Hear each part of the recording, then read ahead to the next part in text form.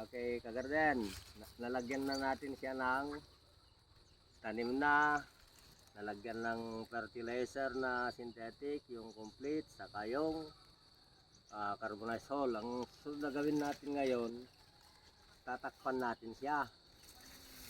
So, ang pangtakip natin ay dahon ng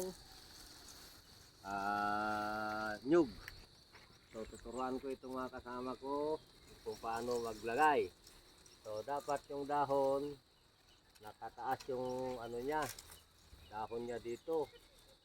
Para kung tutubo yung luya, diretso siya. Pero kung pag ganon, padapa siya, pag dito tumubo yung luya, hindi na siya makalabas. Trap. So, dapat maganon siya. Okay? So, ito yung gitna, ipagitna natin siya ngayon. Okay, tingnan natin kung kasya yung dalawa na magsalubong. Ilagay ko natin. Kulang.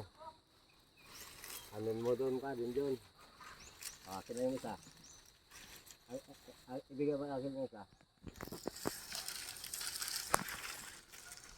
So, tatlo. Kaya ng takpan. Okay, nakita natin, pataas yung dahon niya. Ganyan, natakpan na siya. Iwas sa mga aso, saka iwas din pang maintain niya sa init.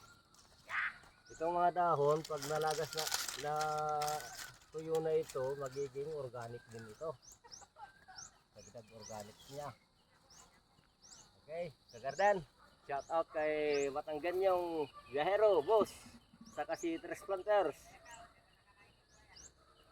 Nasa final stage na ako ng pagtatanim ng luya. Maraming salamat sa panunod.